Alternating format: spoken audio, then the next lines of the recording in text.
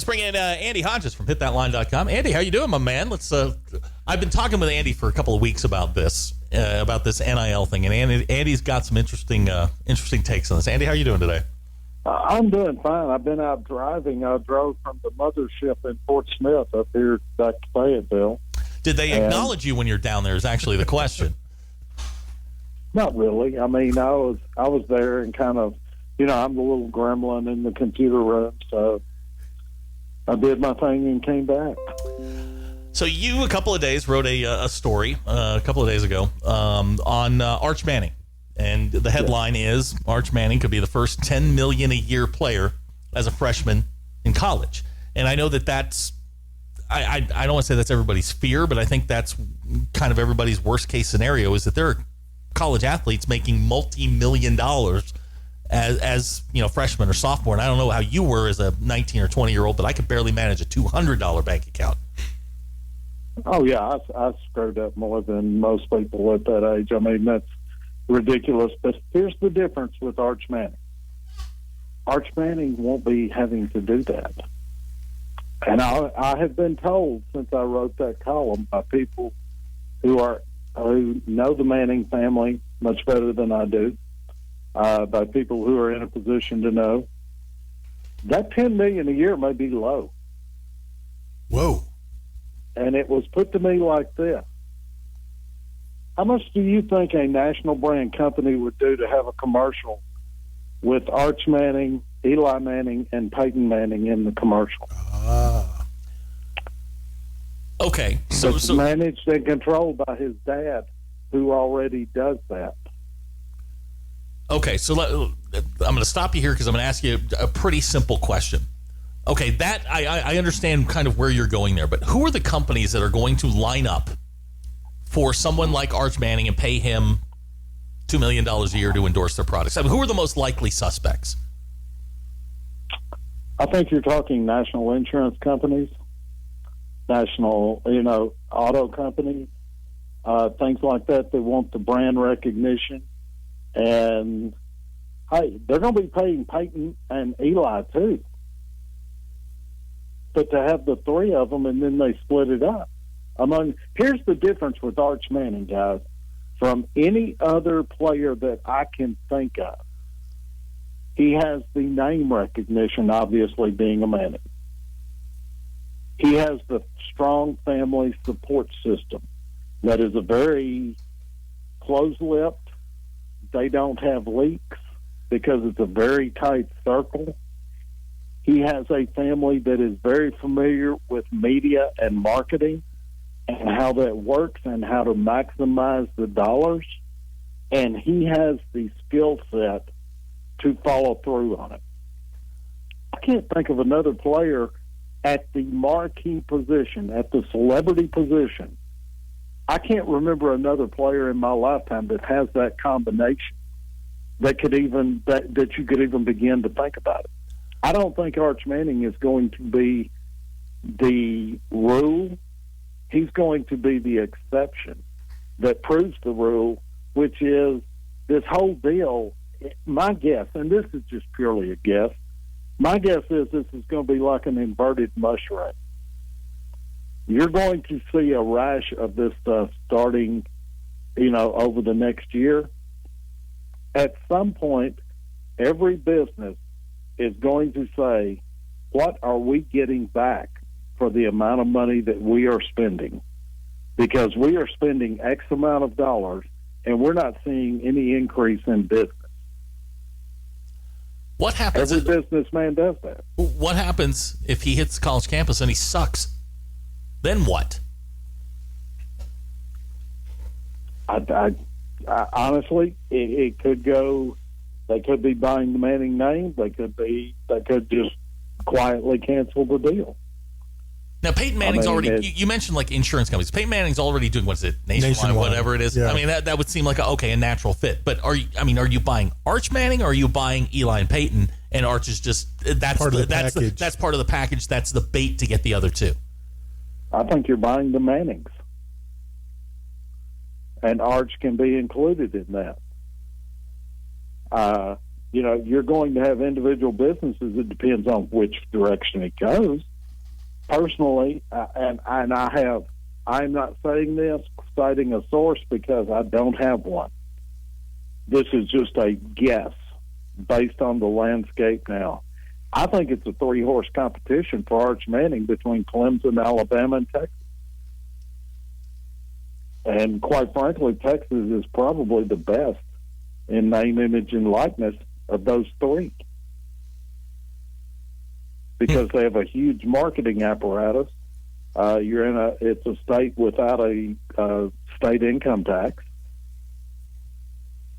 And it's just, and trust me, the Mannings will be looking at that, and Arch's dad is the one that does all that for the Manning family and has for years.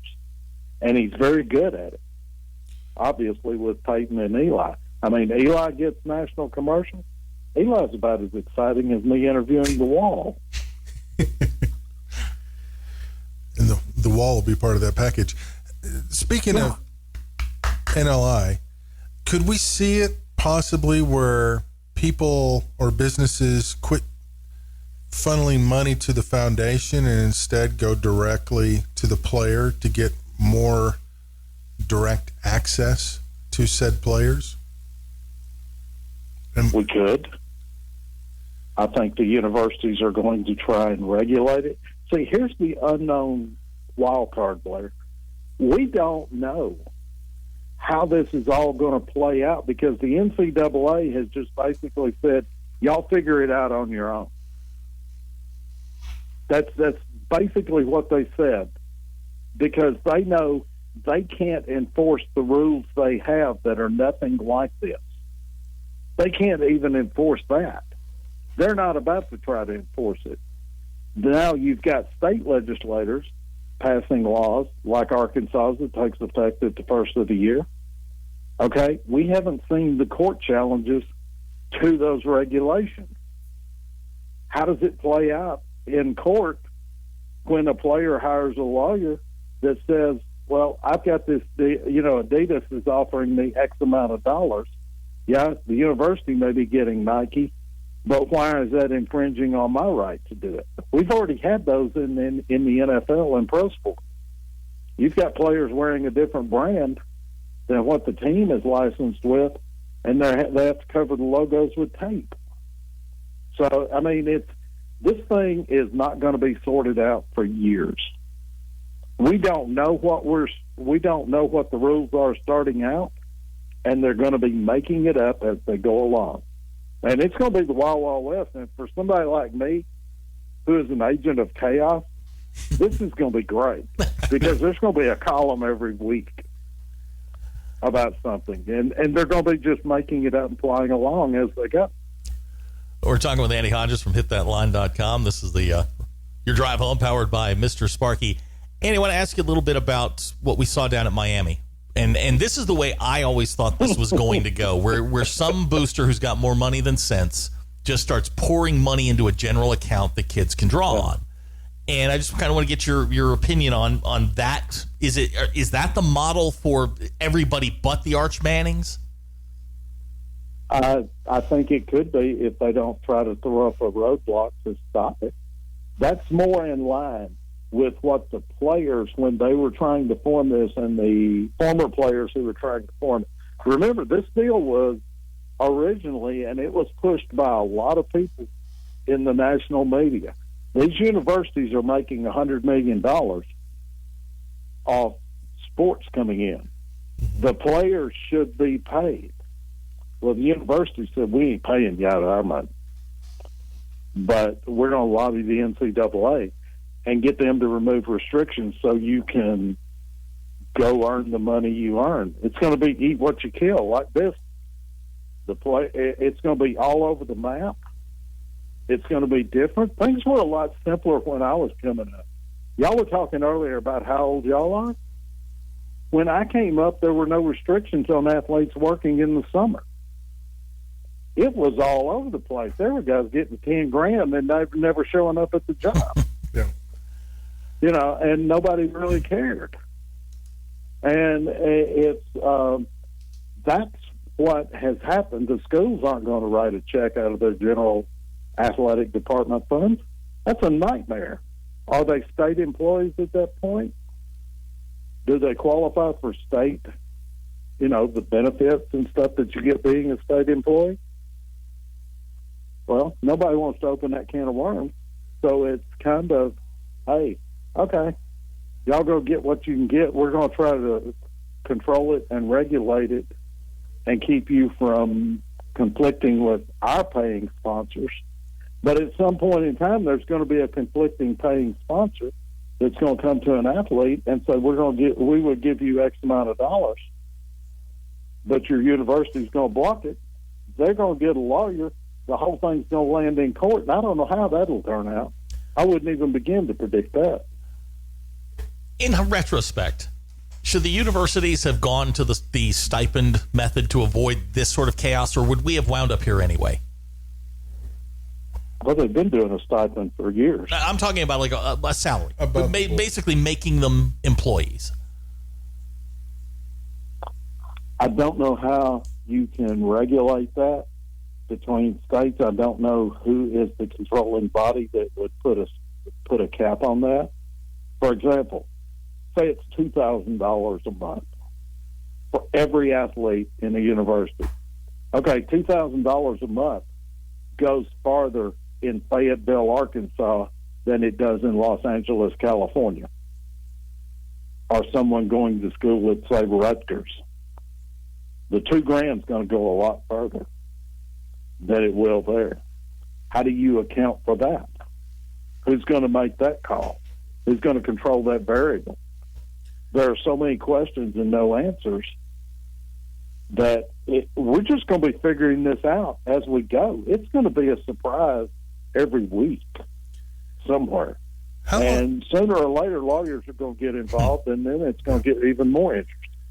How long do you think before we see an actual impact, if any, in terms of recruiting because of this? December. That quick? I will guarantee. I know this for a fact. There are certain schools that are already using this as a recruiting tool. Schools that are allowing them to use their athletic marks and such? No, not allowing them to use their athletic marks. The schools are going to control that. And so they're not. It's like the NFL. NFL players can't wear their NFL uniform in a commercial. Mm-hmm.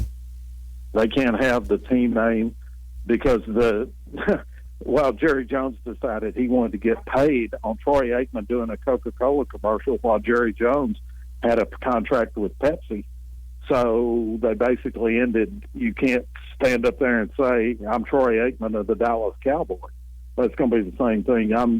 I'm ex-player from the Arkansas Razorbacks, and I think they can't do that. They're not going to be able to wear apparel. They're not going to be able to wear a school mark when they're at an autograph signing.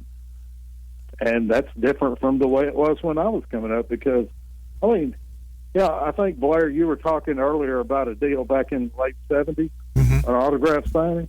Those used to go on quite a bit, and the players showed up. Sometimes they looked like Dan Hampton rolled up one time, looked like he just walked out of the weight room. And it's fine, and, he's got the Razorback football thing and all, stuff and all that. It's just they're not going to allow that because they control that mark, the trademark and the copyright, so closely. They're not going to allow them to do that.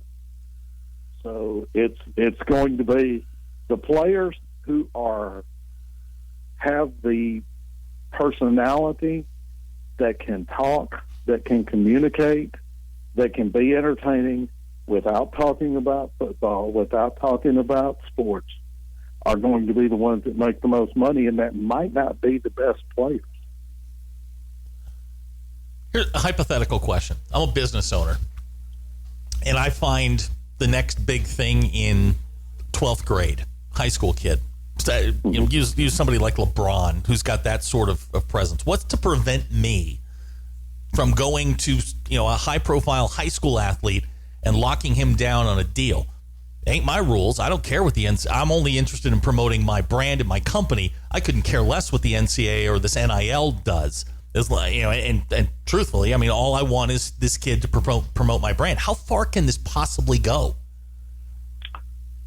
Well, different states have different rules. In Texas, for example, the UIL, the University Interscholastic League, that controls high school athletics, has a specific rule that if a player does that, he forfeits his eligibility. I don't know. Different states have different rules. California has no such restriction. You can go to a top player in California and do that today. It seems insane. It's going to be all over the place. Yeah, and with the rules being, I guess, not uniform, as you said, there are schools that can now push this and use it to their advantage. Oh yeah, if you've got boosters who want to win games in whatever sport it is, and they are willing to write the check, and like I do, guys, there are boosters at some places that will write that check. Hey, I was in Dallas for 20 years at the height of the Pony Express stuff. I can guarantee you there are boosters that have big companies that would write $1 million check to a player in a heartbeat to get that player to come to that school. I mean, it's not that much of a joke that Eric Dickerson and Craig James had to take pay cuts to go to the National Football League. I saw it. I mean, and now it's going to be legal? Oh, my gosh. I don't know what's going to happen. And I don't know who can step in and put the controls to regulate things. Congress is going to try to do it, but I don't know that politically anything can get done if they get involved. Well, that's going to be argued about for years. You've already let the cows out of the barn. I mean, you're already doing it. You can't go backwards. It doesn't make any sense. We're talking with Andy Hodges from hitthatline.com. It's your drive home powered by Mr. Sparky. Andy, does this open the door? Does this open the door just a little bit for leagues like the G League? With all the chaos that's going on, where the G League could basically take this format and apply it to their players, where they don't necessarily have to, they can pay them whatever they want, but use this format for high school athletes and college athletes. Yes. I mean, you're going to see. It would not surprise me at some point in time to see something similar to a G League. I think the NFL has tried it in various ways. They've tried it with Europe. They've tried it with spring football leagues that the NFL has basically funded. And I think you're going to see something. How that plays out exactly, the details, I don't know. I have come up with several models that possibly could work. I mean, you could go to high school seniors and say, come play in our development league with a catchy name, a sponsor. We will pay you coming out of high school $100,000 a year. And a lot of kids, that's going to be more attractive than going to a college for 4 years or 3 years or 2 years or even 1 year. It's insanity. And I mean, we are on the doorstep of complete chaos. And for someone like me that writes columns on chaos, this is just like, this manna is from nirvana. heaven. It's manna from heaven. Yeah, this is daily content for guys like you. Yeah, I mean, I just keep reading about it. And the Miami deal, when I read that, I just started laughing. I said, get ready. Mm-hmm. Because this is fixing to be a contest among who has boosters with the deepest pockets that want to win games. Andy, we got to let you go. We got to break it off here. I appreciate you. I'll call you later. We'll continue this over some sort of soda, you and I. All right. Thank you, guys. Enjoyed it. All right, buddy. Thanks, Andy. It's Andy Hodges from hitthatline.com.